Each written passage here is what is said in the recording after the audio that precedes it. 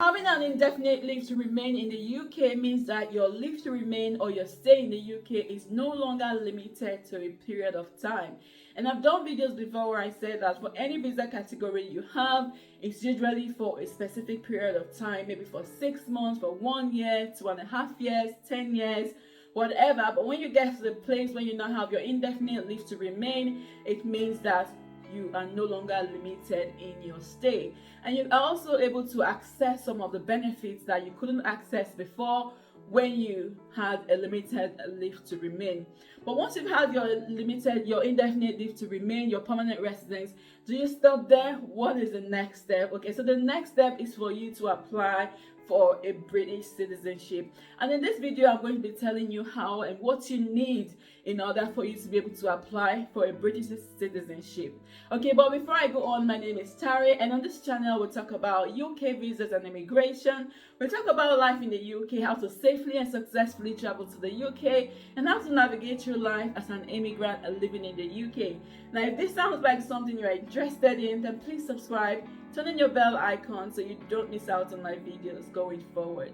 I'm going to be walking you through what you need, the requirements to get a British citizenship once you've actually had your indefinite leave to remain. Okay, so the first requirement is for you to actually have had your indefinite leave to remain, which is your permanent residence, for at least 12 months. Okay, so you could have had it for 2 years, for 3 years, but the least time you can apply for a British citizenship once you've had your indefinite leave to remain is 12 months, which is 1 year. Okay, so you also need to be over 18 years old for you to apply for your British citizenship. If you're a child, i.e. if you're under 18, there's a different process for you to follow. But in this video, we're talking about anyone that is over 18 years of age. Okay, so you also need to make sure that you've actually completed a Life in the UK test.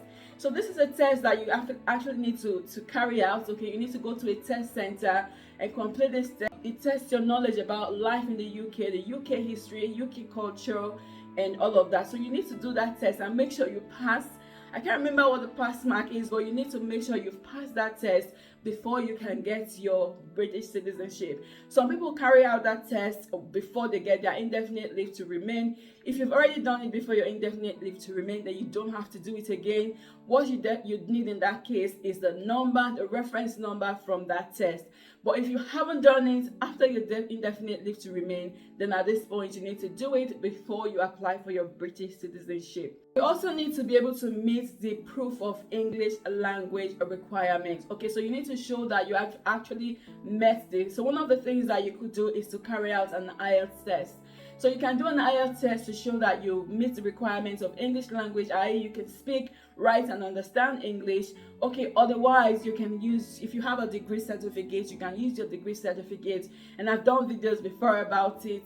I'll link it up here for you. Okay, the different IELTS tests that you can do. I've also done videos on IELTS tests for spouse visa and all of that, so I'll just link it in the video so you can have a look for yourself. Okay, so you need to prove that you've done that, either the IELTS test, university degree certificate, or if you have a GCSE, then you want to be able to provide that.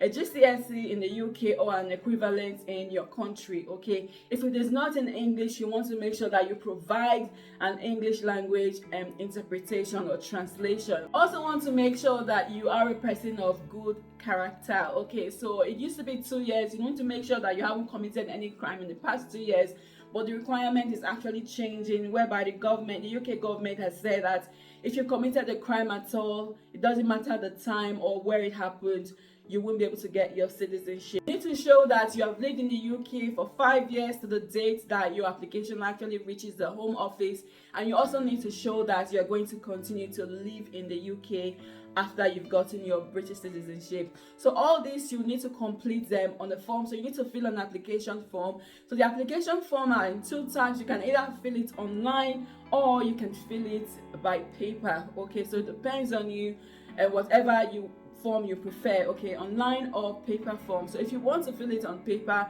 you would have to download the form online yourself, or if you want to fill it online, you just go online and put in the details that is required. I've done a video before on how to get your British citizenship, which I'll link up here for you to have a look.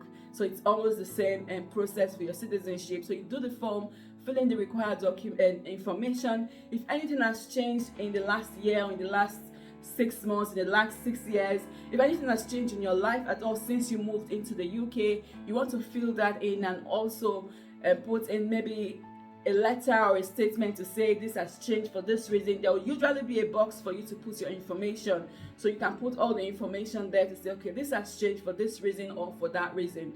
Okay, so it's really important that you get all the information correctly, so that when you apply for your citizenship, it will be granted for you straight away. Cost for the British citizenship application is £1,330, and the processing time is about 6 months.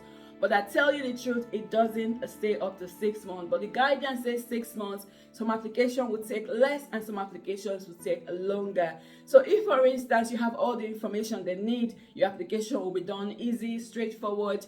But if you don't have all the information they need and they need to ask you or contact you for more information, then the likelihood is that it's going to take a bit more time than the guideline has stated. So 1,330. Processing time 6 months, but it could be less depending on the individual, so it's case by case basis. Okay, so this is really important. So once you fill in the form, what you need to do is submit it online and then wait for your thing to be processed. You get an email confirming that your British citizenship application has been successful. Okay, and it will give you instructions on next steps. Okay, and the next steps will be how to attend your British citizen ceremony, which I'm going to talk about in my next video, so stay tuned and make sure you watch that video. Okay, but that's it from today. I hope you found this video useful. If you did, give it a thumbs up, share with your friends and family, and of course subscribe to my channel if you haven't already done so. And if you have any questions, any video suggestions, please leave them in the comment section and I'll do my best to answer them and maybe do videos on them as well. But thank you so much for watching this video, and I'll see you in my next video.